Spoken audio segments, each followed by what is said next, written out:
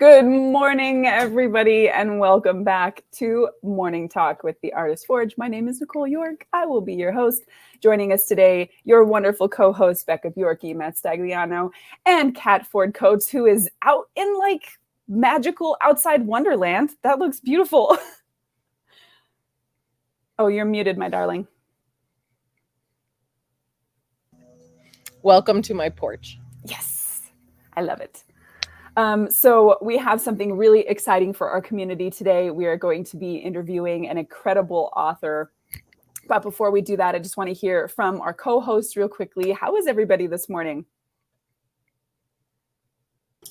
Great. I've got a shoot coming up in a little bit, so kind of in last minute prep for that. But other than that, it's been a great week. Sounds good. Awesome.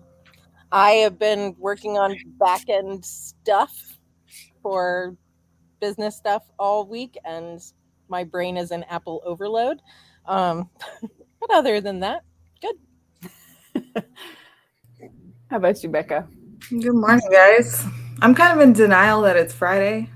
But other than that, pretty good. Yeah, the week went fast, I feel like. It did. Yep. All right. So if you are here with us today, go ahead and say hi this morning. Justin is here with us. Good morning, Justin. We're so glad to have you. And so is Crystal. Hello, y'all. Remember, if you are in Facebook land and you want Facebook to be able to show your name when you comment, make sure you give Facebook permission. StreamYard needs that to kind of pull that information. But if you are hanging out in YouTube or wherever else we are streaming to, don't forget to say hi. And we hope that you ask questions this morning because we have a very special guest with us. She is the author of many books, from historical romance to sci-fi and fantasy and crime and mystery. She also has a podcast where she helps authors get deeper into their writing techniques and all of that good stuff. So please join me in welcoming this morning author Liesel Hill. Hi, Liesel. Hi, thanks for having me here today. Yeah, we are super excited for you to be here. I know one of the things I've talked about before, and the community is very aware of this, is I've always talked about the importance of story and how story plays such a pivotal role for artists in how we put things together. It's kind of the driving force behind why we choose certain aspects of visual literacy to focus on. And that has been our focus over the last couple of weeks, is visual literacy. So it's great to bring you on from the kind of literacy side and be able to kind of tie those things together. So before we get started, I would love for you to tell us a little bit more about yourself and let the audience know who they're going to be talking to this morning. Sure. So I've been a storyteller my entire life. I was that kid who, would go out to the playground at school and be writing in a notebook, not always, but sometimes. And so I had a lot of teachers early on trying to send me to storytelling conferences and things like that. I've always been a bookworm. And I was originally, when I went into college, going to go into something scientific or medical, but very quickly I realized that was not for me and switched my major to English. And it just kind of felt like my life clicked when that happened. And I knew I was doing what I was supposed to be doing. So I've been writing full time for about 10 years. And one of my pen names have hit the USA Today bestseller list, which was fun. And as you said, I have a podcast for authors now, and I now help other authors to write their books, and specifically to write really epic stories that will connect with their audience on a deep human level. I like to call that the human template, because all human beings absorb story in the same way. And so it's just something that I try to get people to make use of so that they can connect with their audiences a little bit more efficiently. Ooh, I love that. And I think you already touched on the fact that humans absorb stories, and we are kind of built. That's a big part of, I think, what makes us human, is that telling and engaging with and ingesting stories. And so for those of us who are also visual artists, I think that can come into play in such a big way. And so having a good understanding of story, I think, is something that can only make our work stronger. So that's exciting that your pen name went to the USA Today bestseller list. Congratulations. Thank you. So let folks know where they can find your books really quickly, just in case we have anybody who can't be with us at the end of the episode. Yeah, for sure. So my books are available on any book platform where you can buy books. So Amazon, Barnes & Noble, Kobo, anything like that. I do write under different pen names. So as Nicole said, I have Crime and mystery, which is under my initials, LK Hill. My sci-fi and fantasy is under my full name, Liesel Hill. And then my historical is under KL Conger. So just look up my author name on whatever platform you buy books on. You should be able to find me there. Amazing. All right, y'all. So we are going to be allowing questions from the audience this morning. So if you have any questions about storytelling, feel free to put those in the comments and we will let Liesel answer those. But for the rest of our co-hosts this morning, y'all, we have talked about story a lot. In fact, we've done like entire long weeks on storytelling and everything that's involved in that from an artist perspective. So being able to talk to an author who makes this their literal profession is kind of amazing for us. So if you guys have questions on, technique or what makes good story, I would love to throw those Liesel's way.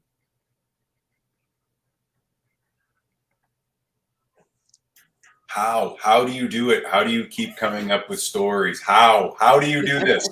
I can't. So I know one of the things that I've always been extraordinarily envious of actual authors is their ability to take whatever concept and then write it and then refine it to a point where we think, oh yeah, that's the natural way to tell a story. Every time I've sat down to write a story, the first draft was always absolute hot garbage. And there's no way that I can craft it into something that I feel like resonates with people. So how, your process in terms of starting with that rough ball of clay, that concept, that idea, and following it through, do you have a rough guideline of how to do that? Is it 7 drafts? Is it 1 draft? Is it inspiration? Like, what does that process look like? Not in detail, but generally speaking, from original idea, do you wind up at the same place that you thought you would, or are you always someplace different? I guess I get lost because I can never match up the end result with where I thought I would end up. Does that make any sense? Yeah. So, well, first of all, let me say that contrary to popular belief, everyone's first draft totally sucks. It's always going to be kind of a ball of chaos, as you will, and that is totally normal.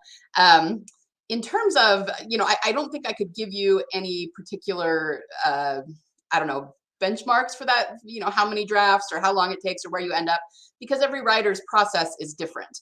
All of that said, I have actually kind of developed a system for really it's what I call finding the heart of your story.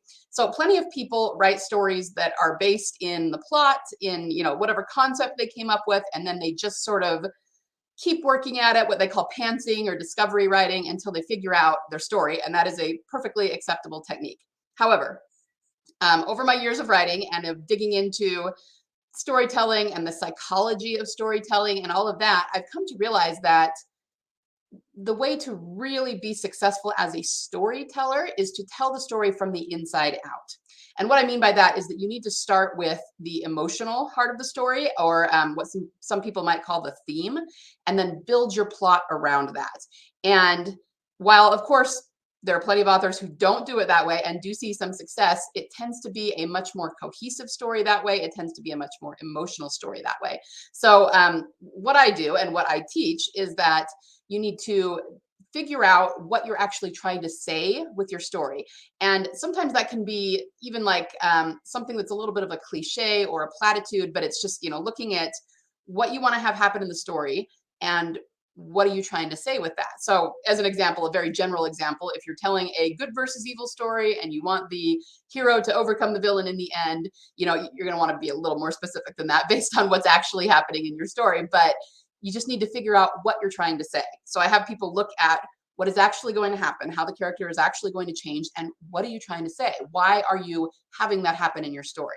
Once you figure that out, what your main transformation for the character is, and how they're going to change, and the basics of what's going to happen overall on a broad spectrum in the story, you can craft the rest of your story around that so that it all happens around a central theme. I always say that a story, to me, if I were to visualize a story in my mind as a as a symbol, it would be an infinity symbol, the 8 that kind of feeds into itself, because that's what a good story should do. The end should mirror the beginning, every part of it should link back to the main themes or what's happening, and it should all be very cohesive and self-contained and feed into itself. So that all sounds good, but it is a skill and it does take a lot of practice. And how you get there, like I said, every author is different, every process is different. So some people, it might only take them a few drafts. Other people could take many, many drafts and be working on it for many, many years. But you ask how you do this, and I think you work at it, you figure out your process, and you really have to love it. People who do this for a living, they feel called to do it, and they can't not write stories. Therefore, they just keep working at it. Hope that answers your question. No, it totally does. It absolutely does. And thank you for that. It's just, I didn't want to put in hard work or practice. I just wanted it to be easy. So I guess I'll figure something else out. Oh, curse you, the gods of hard work. I love that you mentioned that finding the theme and finding the overall kind of heart, the emotional center of the story. And I thought that translated so beautifully for those of us who are artists as well, because when we are doing personal work particularly, but I think this also translates to client work. And I know, Kat, you have spoken on this before, but finding out what the reason is behind why these images are being created. And if it's personal work, I know for me, like you said, what is the emotional heart? What am I trying to tell people? How do I want them to feel when they see this or when they engage with this piece? And then once I have the center of that, well, how do I get there, right? How do I get to this place? What am I thinking of in terms of the storytelling aspects of the image? What needs to be included in order to take that theme and kind of prop it up on a pedestal so that people can see it and engage with it? And I'd love to hear from you, Kat, from the client perspective, because you have to do this in terms of what your client needs and what the purpose of these images are. And then how do you as an artist kind of build up the visual story to help tell that? Well, and I think that's what's really interesting, when we consider authorship. Oh, something's on fire. Versus the authorship of an image, because we're looking for those visual cues, whereas an author is looking for those verbal cues, and what's the bridge, right? That ties those things together. And I think authors really kind of run into that when they're trying to craft, even a cover for a book, right? Mm-hmm. How do we bring in the emotional component of the story and make a visual hook with it, right? A friend of mine, he's like, graphic design always wins. But yeah, it's interesting. My husband is a writer, and he's been working with Chuck Palahniuk actually to develop his skill set to be able to do this and not be in that workaday space. And watching him struggle to tie all of those emotional elements together in a minimalist kind of way is really fascinating for me, because I try and sort of, reckon back to learning those baseline skill sets to be able to deliver that story in a meaningful way. And from an author's perspective, oh my God, I just kind of get bowled over with just all of the nuance to it that I find just absolutely fascinating. And that's really where style comes from, right? Is Yes. the nuance. Yes. So yeah, this, it's all, I'm just oh, wow, this is cool, but it's got to feel so overwhelming. Yeah. It definitely is overwhelming at first. I think it's like anything else, even though it is a big undertaking, obviously, to write a book. Once you've done it a few times, you can kind of step back and it doesn't seem like such a big deal anymore. The other thing is, if you can develop a process that's sort of a step-by-step what you do, then you just kind of know where you are in your process and you keep going. You kind of have to break it down into small parts. It's easier to say I can write this many words every day than I have to write a 100,000-page novel, so it's just like anything else. You have to kind of get one under your belt or a few, and then figure out what works for you, and you kind of have to create the space in your brain for it. But once you do, it's like anything else. You develop a skill, and then it's not quite so overwhelming anymore. I'm curious, do you ever trunk stories and set them aside to start something else and then circle back around? I have, for sure. I think everybody has. I don't do that too often as a normal practice. I do have a story that I wanted to write in college, and I still have not gotten around to. I could tell it was one that I needed to do a lot of research for, and I just didn't really have the skill set for it back then. And I've actually been thinking about it more the last year or so. But I also write many genres, and so I tend to be working on more than one series at a time. And so I'll kind of do one book from this series and then move to another one and then move to, so I kind of jump back and forth in that sense, but it's been very rare that I've actually written something and then decided to put it aside. I don't usually do that consciously. I mean, part of it's me. I know other authors do that for sure. Again, it just depends on the person. I have something of a finishing complex, so I am more bugged by it when it's unfinished and kind of have to finish it before I can move on in a way. So that's probably less likely to happen with me just because of my personality. Cool. I love this conversation. It's really cool hearing you speak and then thinking about the way that creating story, whether it's visual or whether it is oral or written, all have these really kind of amazing ties. And so I'm wondering first, let's just grab Bassam's comment. He is not with us this morning, but he just wanted to say welcome. This is our co-host, Bassam. So glad to hear from you this morning, my friend. I would love to find out, and I'll grab, we have some comments coming in from the audience, so we will grab those for sure. But I would love to find out from your perspective, what do you think it is that makes a story compelling, right? So we have that heart of the story you mentioned, that kind of theme and that overall emotional center. What makes that compelling, and how do we kind of communicate that part of it to the audience? Because I think with us as writers, we have, I guess, we have the privilege of being able to kind of add a lot to that so people can get lost. With visual artists, we may have 3 seconds, right, of like somebody happens to see an image when they're scrolling across a feed.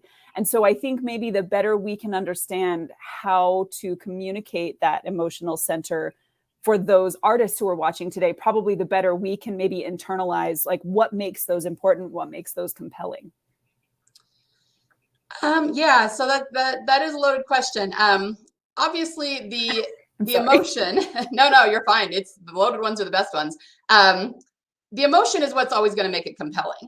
And the thing that I think people don't always think about is that emotion doesn't have to be overly sappy, heavy, obvious emotion. Okay. You were talking about how you only have a few seconds of scrolling to get someone's attention. A lot of times the colors and the contrast is what gets people's attention, but it's because that sparks an emotion in us to see that kind of contrast and to be like, oh, what was that? Even if we don't feel like we're being overly emotional, we just feel like we're being mildly curious, that's still coming from an emotional center.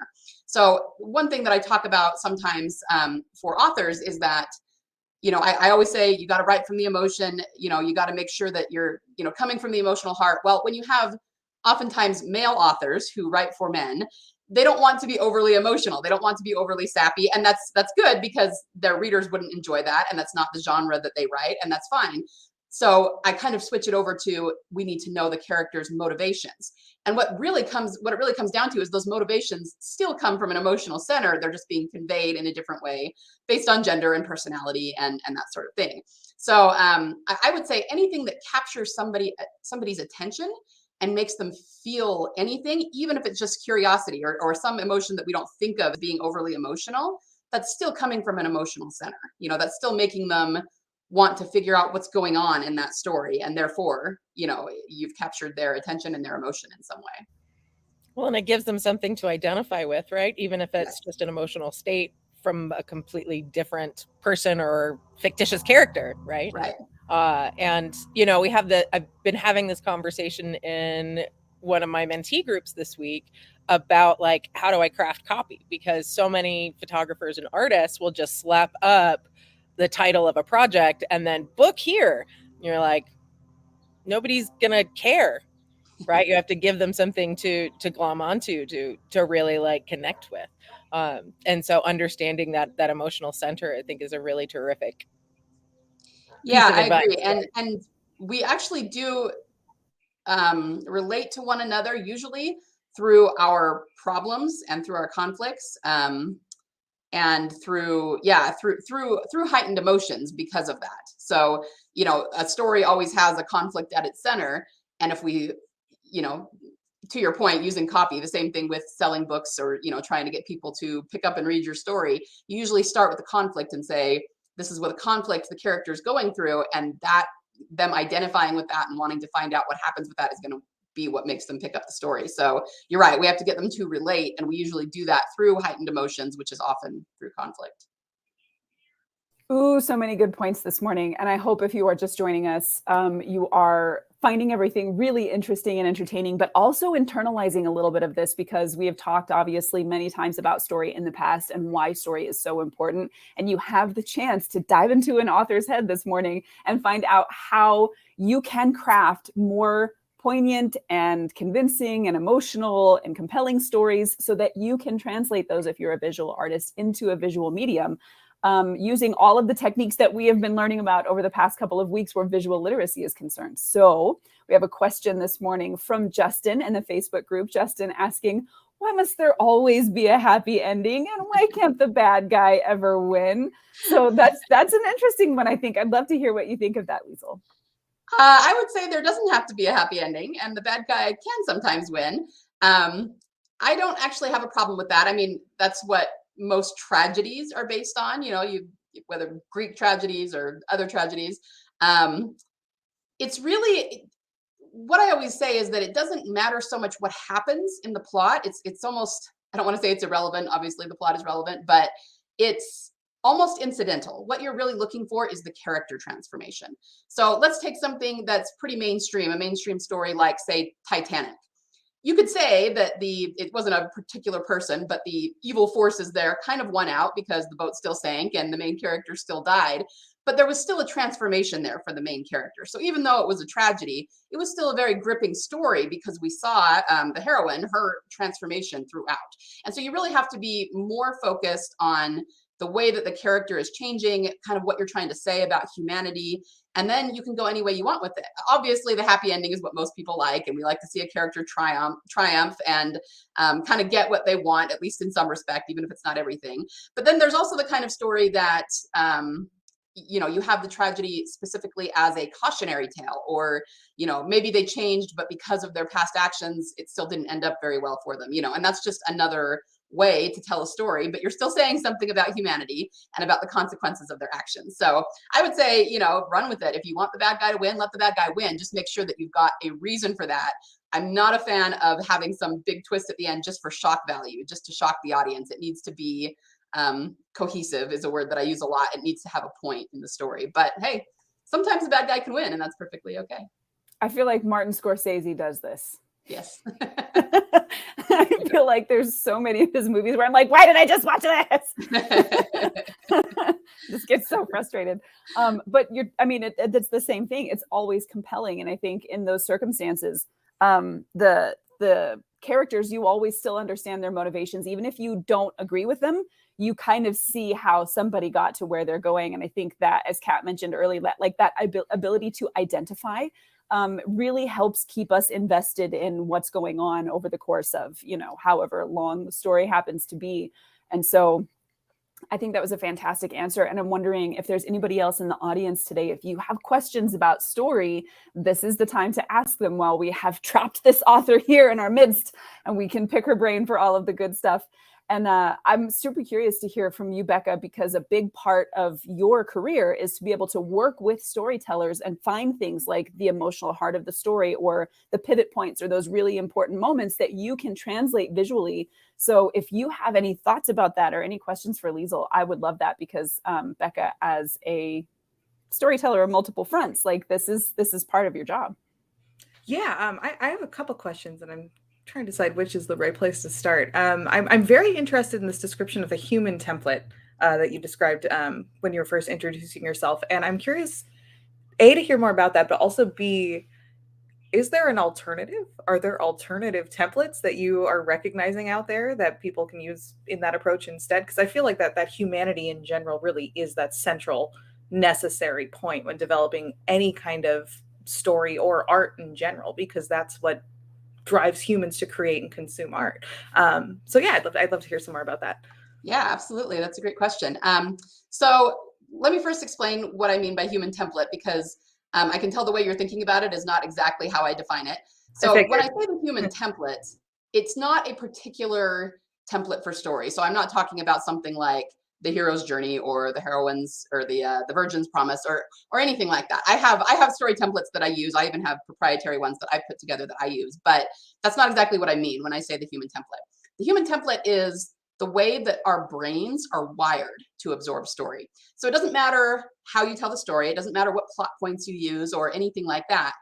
Our brains are wired to look for, they're actually wired to look for transformations and we do it subconsciously. It's not something that we go in thinking that's what we're looking for in the story necessarily, unless you're like me and a story geek and that's what you do.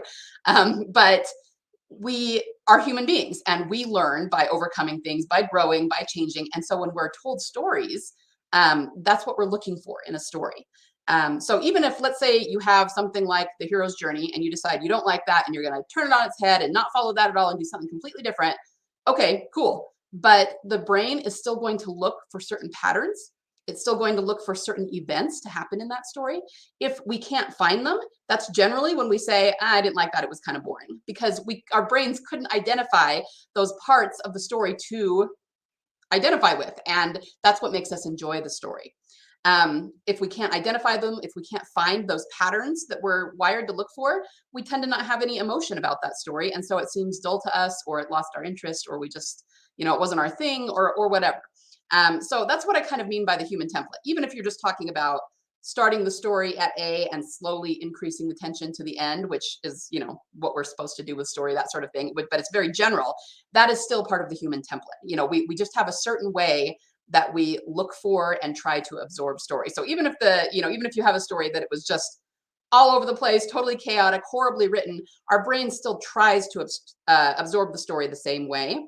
And if we can't do it, then we kind of get turned off to it. So that's what I mean by the human template. And I try to get, authors and other storytellers like artists to use that to their advantage. It's not a bad thing. People look at formulaic as a bad thing, but it's really not. Our brain is looking for formulas and it's looking for patterns.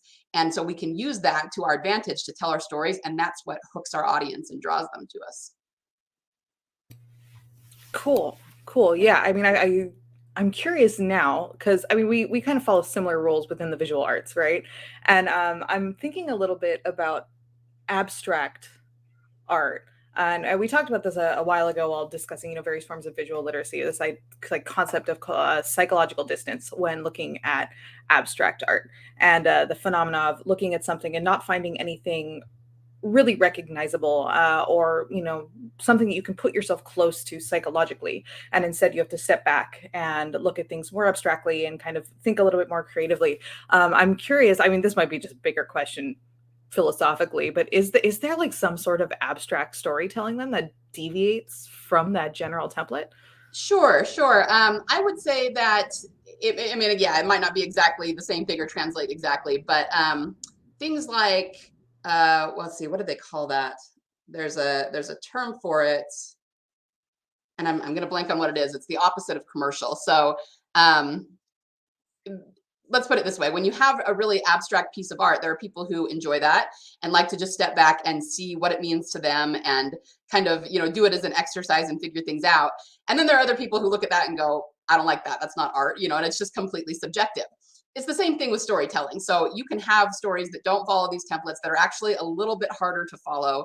The kind of authors that take a little bit of work to read, that sort of thing. Cormac McCarthy comes to mind. I always say he's an author's author, but he's not necessarily a reader's author. And so, it's kind of the same thing. You have people who enjoy that sort of thing and want to go in to do the work and to look for the meaning. And then other people who are not interested in that at all. They would rather be guided through the story in a more conventional way. I will say that kind of storytelling, there is an audience for it. It does exist, but it is a much smaller audience than more commercial or genre fiction would have. So I do think that there is a correlation there, but I'd never thought of that before. So that's super interesting. I'm just going to jump in for a second because I was definitely thinking as you were answering that question, Becca, and then as you gave that really fantastic answer, Liesel, I was thinking about the difference between mass market stuff and kind of highbrow literature, right? Like literary writing. That's what I was looking for. Yeah. And kind of the literati even of the writing world, and people who go, and I'm experiencing a little bit of this right now. And I think it's interesting to see this shift so often as visual artists, we will see the stuff that gets kind of the most public attention and just kind of the things that are most likely to go viral are the things that are the easiest to connect to really fast. Like, oh, we get it, we got it, we love it, we grab it. It's kind of like eating a Snickers bar, right? We're like, yeah. Whereas when there's something that is maybe extolled by the literary community as like the height of the thing, it's only accessible to a few folks who have enough knowledge and enough etc to be able to like understand why that kind of thing is enjoyable, which may happen with like really, really fancy food, right? You can eat a Snickers, it's going to be satisfying. It hits all of those evolutionary triggers. It's got the fat, it's got the sweet, it's got those things that we're kind of programmed to look for. And then the same is true with genre fiction. Like it has those emotional triggers that we're programmed to desire.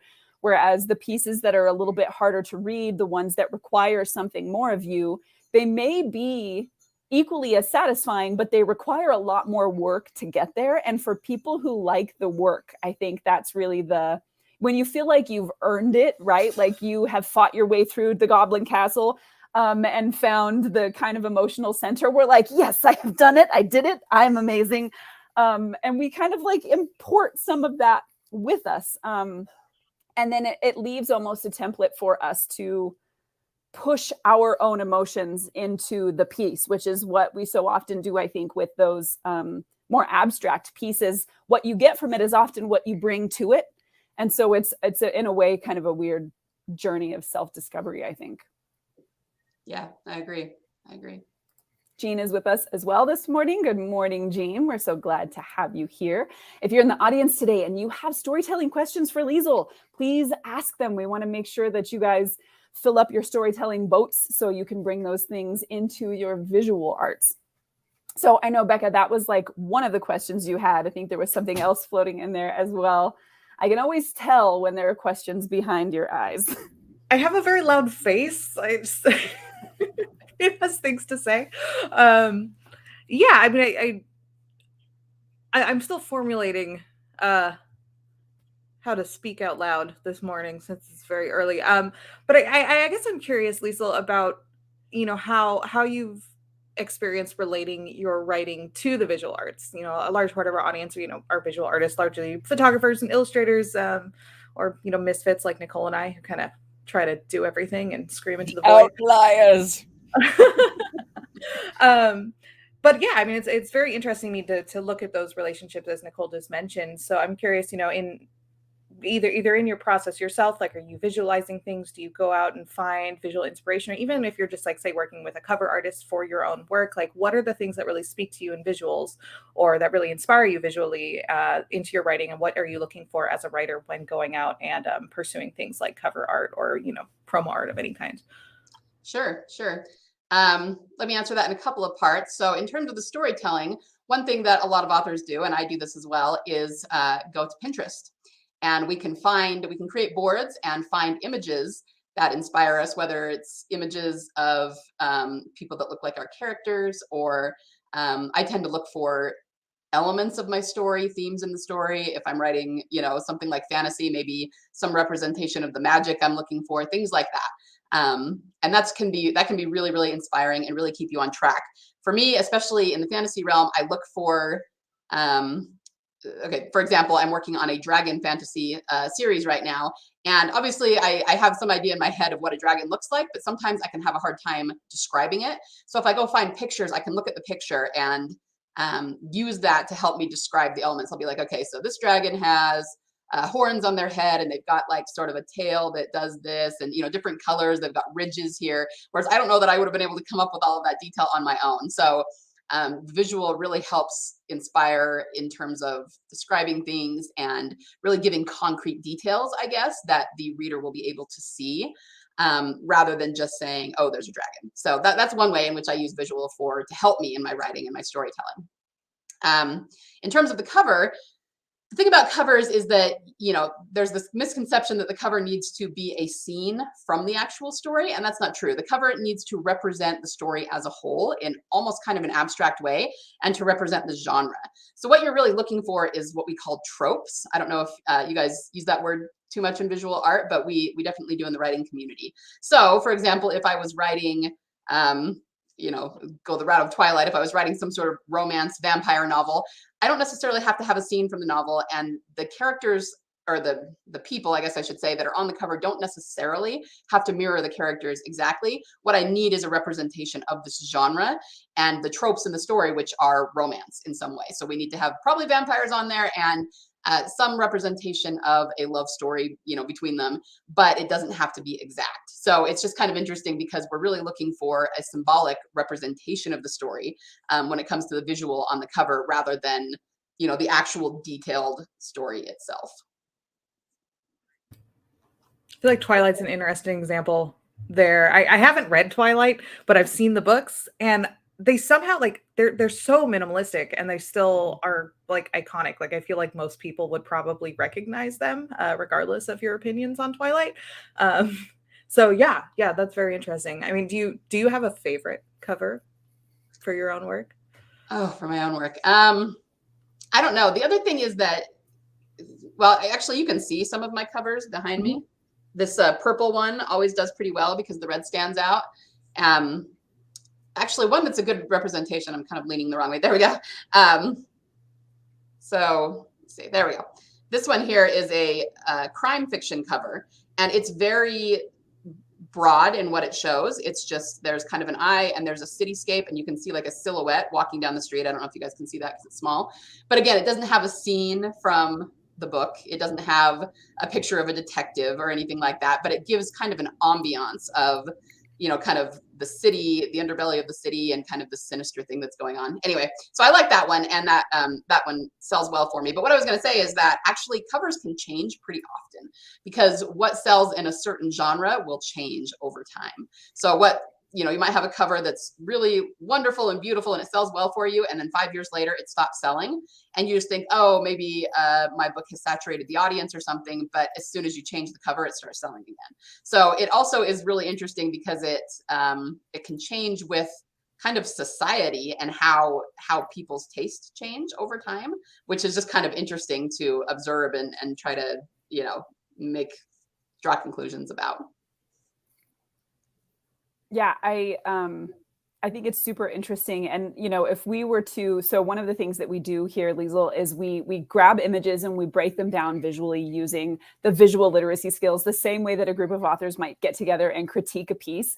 We do that with our visuals. And I think it's super clear, even just from this piece, we would be able to see the visual tropes. So you mentioned tropes. It's not a word. It's kind of an author specific or a writer specific word. Visual artists don't really use it, but we should, because it still really communicates the intent, because we have a dark silhouette. We have the use of red. We have the color contrast between the reds and the blues. We have the suspicion and the wide eye, which is a visual signal of, surprise or danger. So and this is more of a nighttime scene, right? So there's a lot of visual cues that an artist would know and pick up on in the style of the kind of story that we're telling, be able to translate that over. And of course, within those genre specific themes, as you mentioned, that's something that people would be able to see really, really quickly. And that piece of art has to be communicative just like that, which is the reason why book covers are often over the top. They're not the kind of art you would stick on your wall and be like, right? Like, for the most part anyway, they have to be punchy. They have to be quick. They have to be really communicative. And so that's a great thing to keep in mind if you're watching, if you are one of the artists watching this morning who's interested in covers. This is kind of a really important thing to think about. Yeah, in fact, I could give you a couple of examples. In my experience, it's not, of course, true across the board, but I had a cover for one of my historicals really early on, and it was gorgeous. It was a beautiful cover. It was a beautiful picture. Didn't really sell the book for me, because even though it was really lovely, it didn't really communicate the genre and the theme of the book. So I was going to say, in my experience, often if you have a cover that a lot of people are going, oh, that's beautiful, I would love to hang that on my wall, unfortunately, that really may not sell very many books for you, because they're two different things, Yeah. Which people don't like to hear, but it's just the reality. Another really good example that happened about a year ago, I was part of an anthology, and so we were swapping with other authors. So it was just like I had to do it for the anthology. It wasn't something that I put together myself. But there was a particular crime book, and I looked at this cover and I went, oh, I wish I could help this author because this book is not going to sell. The front of it, I think the book was called something like she had to kill him or something. So, I mean, there was like kill or murder in the title. And so the title was good for the genre, but the cover was a woman holding flowers and bending down. She was wearing black as though she was at a funeral, but honestly, it looked like a romance cover. And I was just going, this book is going to be hard to sell with this cover, and I could just tell that right away because it did not look genre specific. And so, yeah, but it definitely makes a difference. You have to know who your audience is, and really what you're figuring out there is what tropes they connect with, what is going to make them have an emotional reaction based on what they like to read, and so if they see something, even if they know consciously that that's their genre, if they look at the picture and they're not identifying that with their genre, then they'll move on to something else that looks better to them. So it's also about knowing how to communicate that, like you said, to your audience. I have that problem as an artist for sure, because I want the book covers I have now are so pretty and everybody loves them and I love them and they're just so pretty. The problem is they're not communicative, not that way. I think they're the kind of cover I could get away with if I was a really well-known author, and then people would want them anyway, right? And then they would be like, they're so pretty. But if you're scrolling through Amazon, they're probably not going to make you stop in your tracks and go, oh, this is a contemporary portal fantasy. You're going to be like, that's a pretty cover. Keep on going. And there's real tension there, right? As artist versus storyteller, and how those stories get told and the requirements of those things, they can be different. And it's difficult for us to grasp because as visual artists, we often want the not just the beauty, but the complexity. And we want people to engage, and we want them to stare for a long time, and we want them to like look at the work and pick it apart. That's not what book covers are for. Oh, I need a graphic designer. Okay, we have another question coming in from Gene. He says, I love story models, and I'm consumed by trying to learn the periodical chart for storytelling. Other than the standard like lifetime Christmas model of storytelling, are there other models that can be used? Absolutely. There are actually a lot of them. I'm somebody who's read like almost every storycraft book ever published, that at least that you can get. So there's lots of different models you can use. There's lots of different, ways that we would pick up a pattern to follow a story. So some of the real common ones that you probably have heard of are things like the hero's journey is a big one. There's one that's called and I always say it wrong, the Virgin's Promise, which is more of the internal. And I actually have one I call it my 10 plot points, which mostly came from originally things that I needed to make sure I included when I was starting and would sometimes forget certain elements. But I use that to craft both my overall story and also my individual chapters. So there's a lot of different things that you can use. If you are looking for more, I would recommend just getting on Amazon and finding craft books about writing. And there's, let's see, some of them. There's Story Grid, and there's Story Engineering by Larry Brooks is a good one. Anything James Scott Bell ever wrote is always fabulous. And anyway, so you can just find these. And what I would say though is, by all means, follow the ones that you like and see if they work for you, but also extrapolate from them and come up with your own story frame. I mean, that's what I've done. And I always hand that out to other people so that they can take a look at it. But I also say, if you need to add to it, add to it. If you don't like a particular one, take it out, do what works for you and your story and the way that you feel like, creates a really complete story that you can identify with. Love that. Excuse me. I just want to apologize for my backlight strobe that seems to be happening right now. I love it. I'm like, ooh, it's magical. But I'm a very much like, I find myself, photographers hate this often. They try to keep out a lot of like the sun flare and the mark of the flare in the lens. I love that shit. I'm like, yeah, make it glow. So there are a few, and I have, I have Plotter, just as an additional like tool that I can use if I need it. So you have things like the 8 sequences method, the Fichtean curve, Freytag's pyramid. You mentioned Hero's Journey. There's, the prop folktale structure. So there's like a whole bunch of stuff out there that you can find. And the interesting thing is, I think about all of those is that they're super great and they tie into those expectations of the reader, right? Like there's things that you expect in a murder mystery to happen. Like where's the red herring going to be? And when are they, when is the victim going to figure out the thing and whatever? Like there's a set of expectations there. But like you said earlier, without that emotional center, those plots all feel kind of dead. Mm-hmm. Yeah. So a lot of people, and I used to really push hard against this. They would talk about how you shouldn't use something like a story template that's just a jumping off point, and you should deviate from it. And I had a little bit of a problem with that just because of the things that I've already said, that I feel like these are the ways in which humans relate to stories. So you should give that more weight than most people give it. However, as I've gone along and I've learned more and become a better storyteller, I hope, I've also learned that taking a template and trying to force your story into it, you're right, it's forced, and there's not a lot of grounding there.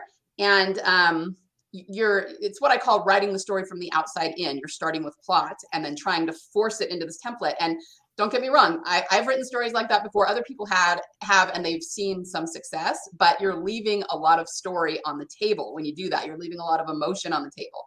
So I think the better way to go about it is, as I said before, figuring out what your story is about and building out from there. And then you can use the templates to make sure you're hitting all your beats for sure, and make sure that if you have like a saggy middle of your story, what they call the saggy middle, or some part that's, readers are saying, you lost my interest here, it's a little boring. Usually it's because you're missing a plot point. You're missing something there that would elevate the story, So I absolutely believe in using templates to, help make sure, kind of a checks and balances sort of way, to make sure your story is filled out, it's well-rounded. But I don't think you should plan your story based on those templates or try to force yourself into those templates. It's better to build from the inside out. For sure. And I think that they're great more for understanding what expectations are for the people who read those kinds of stories. Like, what are they going to kind of expect out of this? And if you choose to deviate from those things, because it better fits your story or the emotional theme, you have a reason to do it, which feels like it fits, rather than just, let me switch this on its head just because I can. And then readers go, wait a minute, that's not what we want in a romance novel. Where's my happy ending? This is not supposed to happen here. Yeah. Well, and the thing that's really fascinating is, if you, like you said, if you try to force your story as you're planning it into the template, it doesn't feel very like a great story. It doesn't feel very compelling, I guess. But what I find is that if people start with the internal, the emotional, and like you said, even if they're deviating, so they think, from the template, and even if they do their own thing because they have a reason for it, once they have finished it, you go through and you still find all the same beats in their story. They just went about it a different way, but then it feels natural, and it feels really compelling and really emotional and really easy to connect to. So it's just kind of interesting how that happens. The people who push back against templates the most, their stories end up having all those same beats. They're just reaching them in kind of a different way. So it's kind of interesting. For sure. So Gene is he mentioned the way Christopher Nolan tells stories, and he's going to post something about that in the group. But it's interesting because I think each of us are approaching, a cinematic storyteller is approaching things, especially a writer is approaching things from the medium that they're working in. And I think it's always important for us to remember that while there are the elements of storytelling that stretch across mediums, things like you mentioned, that emotional center, right? There are things that stretch across mediums that are important for us to remember no matter what we're working in. But there are then discipline-specific things that come into play, right, that are important for us to remember. And as an author, when you have 130,000 words or so to be able to tell a story, is entirely different from the amount of words that you get when you're writing something like a screenplay, which is, of course, then entirely different than translating those words to a visual medium and being able to express them that way. So I find being able to study all of those things just makes you better all the way around, makes you more concise. It makes you more capable of being able to communicate, I think. Yeah, I agree. And I think because I do draw inspiration from different mediums, I find when I am watching even just something on Netflix, or I hear a great song and I really connect with it, I kind of go into analytical mode and go, okay, what did they do? And how can I apply it to my writing? So yeah, I agree. I think you can take inspiration from anywhere. And of course, it gives you an excuse to, do research by watching Netflix or whatever you want to do. I'm working, okay? That's right. I would be curious how you go about, what is it that he calls it? Killing the babies. right? Mhm. When you have to go through like, okay, you've got those like first or second drafts done, and then realizing that, you know, a big chunk of what you've created really is unnecessary, and how you determine whether or not it needs to be removed. So yeah, thank you. This is kind of a funny question because I just posted a podcast the other day where I interviewed an author who had an insane amount of words that she had to get rid of. It was kind of like the worst case I'd ever actually heard, and it was because she started writing her story and she had most of it written. It was like 80,000 words, and she trashed all of them. And I was like, oh my gosh, that's so horrifying to me. I don't think I could do it. So part of the reason that I've always been an outliner is because it has to do with my personality. I can't stand to waste that many words. I can't stand to waste that much time. Of course, I have things that I cut and I edit, but I'm not somebody who throws away words very often, or at least not huge chunks of them like that. So part of my method though is, again, starting to sound like a broken record, but you figure out the internal and you build your plot around it. And by doing that, you're linking any scene you have emotionally to the theme. So it's almost like you shouldn't really come up with too many scenes that are unnecessary for the novel. And of course, there's always times when you'll think it is, and then once you do a little bit rethinking, then you're going, oh, okay, maybe I don't need that sort of thing. But I mean, a big part of the reason I do, have my process the way that I do is to avoid that.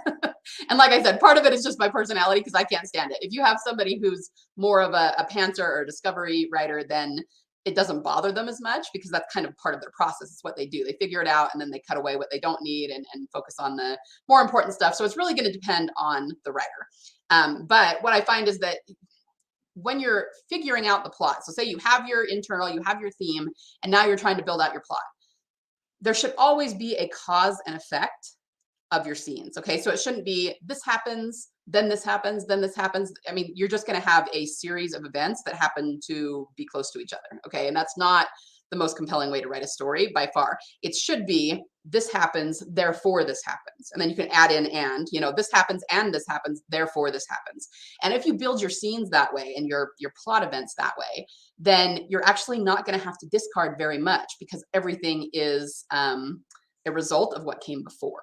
So if I were, and I'm not sure if that's exactly what you were asking, that's how I avoid getting rid of words. If I were, say, editing someone else's work or helping someone else do their story that doesn't have the same process as me, I would just relate everything back to the central emotional theme and say, does this move the story forward based on the theme? Do you absolutely have to have this? And if not, it really is better to get rid of it. Even if you love it, I believe it was Stephen King who coined that, kill your darlings. I understand. And usually emotionally how people deal with it is they will put them in a separate file so they're not deleting them. They're there so they can go back to them and that's easier. But then they'll find like a year later they're still there and they'll just go delete them once they're not attached to them anymore. So no, that's awesome. I think having the cause and effect criteria piece I think is super valuable because if it doesn't, compel movement, then really is it worthwhile? right. Yeah, no, that's terrific. Thank you. Yeah. I think the same thing can be said for us as visual artists. It's really, really cool that you guys made it into that area of conversation because we have talked about that before, how often the job of a photographer is to find out what we can take away, like what doesn't need to be here, what is extra fat or whatever, what can be cut away. And that's true as well. And I think the most difficult job is simplicity. Like in almost any art form, simplicity is the hardest thing to do right and do well. And we've talked before, and I know you and I talked about this, Liesel, is trusting the viewer or trusting the reader. How far can you trust them and how much can you give them to allow them to interpret or infer what they will bring to that? And I'm experiencing that right now. I'm reading The Night Circus, and the author has done a really great job of skirting that line of being able to tell you a story, but they're also leaving a lot of room for subtext. And so you are, interpreting it and you're being treated like an adult instead of being treated like I need to feed you this information because you're not going to get it. But the other interesting thing about that is as visual artists, then from kind of the flip side of that coin, if we're doing something like a book cover, we don't have room for that, right? Like we need to be obvious. We need to be force feeding you the information. We need to be like, here's what you're getting. And often the same thing with lots of kinds of advertisements, right? We want to make those things as clear as possible to be able to take as much advantage of the short attention span as we can. Whereas when we're putting together a body of work, we have the room, or to maybe a captive audience, we have the room to allow those things to simmer and kind of let the subtext be there so that people can interpret them. So it's cool to see that through line in storytelling from visual arts, you know, all the way into kind of literary arts on the other side. Yeah, absolutely. And I think we're kind of getting into, you've got the artistic side and then you have different parts of the business side. And so I know that authors kind of struggle with that when it comes to writing their book blurbs, or which is just the little synopsis on Amazon. And they'll try to be kind of mysterious about it. And it's like, yeah, the blurb's not really the place to be mysterious. You need to tell them what they're getting if you want them to buy the book. But you can do that in your book, you know, and you should do that in your book, create some intrigue and be a little bit mysterious. So yeah, it's just different skill sets. And I think that's really where the craft of it all comes in. In terms of high fantasy, I've heard Brandon Sanderson talk about this. Because it's a completely different world you're presenting to them, it's not our world. You can either give them, like, sort of spoon feed them what's going on, or you can throw them into a scene and they're going to have a really steep learning curve about what's going on in this world. But I think very often we get afraid that if everyone has a fear of being boring in their books, right? And that can cripple us sometimes. So we try to spoon feed them too much, but our readers, first of all, they're readers, so they're very intelligent. But from, you know, if you're talking about visual arts too, it's about, like we said, it's about the emotion. We're all human beings and we all know how to relate to something emotional. So we need to trust our audience a little bit more and give them a little more line to interpret things themselves. And, you know, honestly, I think it's a skill of somebody who's been at it for a while, who can figure out how to do that without, you know, being too heavy-handed about it. Yeah, I agree. Ooh, it's such interesting stuff. Okay, so we are close to the end of our hour. So if you are in the audience today and you have any more questions for Liesel, now is the time to get them in so that she can answer them before we start to close down for today. But Becca, Kat, is there anything else you have been thinking about you want to make sure that we can ask or kind of canvas this morning before we start to close out?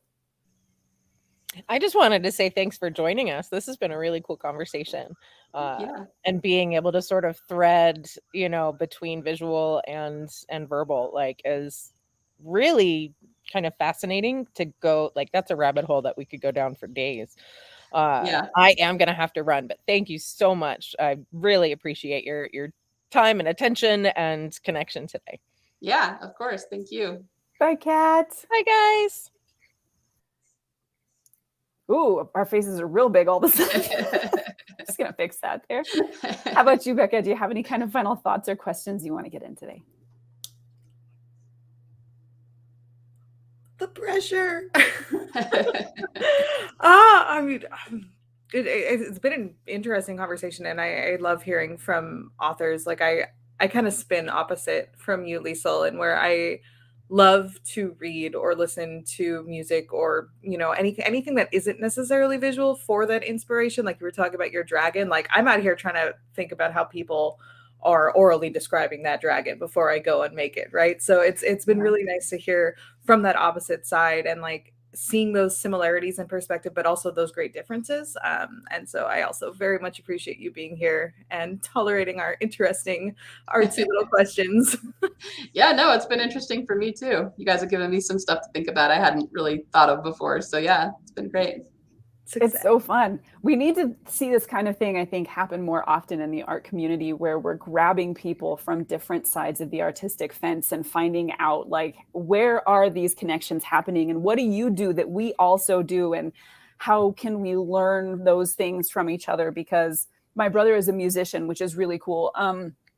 Because I get to hear from him the process of making music and why he makes certain decisions. And there are parts that, you know, have no connection in my brain at all. Like, he's like, a staggered declension does this thing to you emotionally, and that makes no sense to me, right? But I can understand purposeful pauses. I can understand leaving breathing room for something so that you can recover from that feeling and get ready to go on to the next one. And which is the same thing we do when we're writing, right? We have those reactionary scenes so we can go, okay, let me have my characters deal with what just happened so that we can then move on. Because if I don't give my characters time to do that, I'm throwing emotional thing after emotional thing, and pretty soon we get exhausted. And I think sometimes it's good to squish those things together for a little while because you're like, oh no, they never get a break. All these bad things are happening. But then if there's no time at all, we're kind of exhausted and like, oh man, I don't know if I can keep like going with this anymore. So it's really cool to see how these things connect. And it makes me just even more excited to be able to bring in more artists from different spaces so we can find out what can we learn from each other. Yeah, for sure.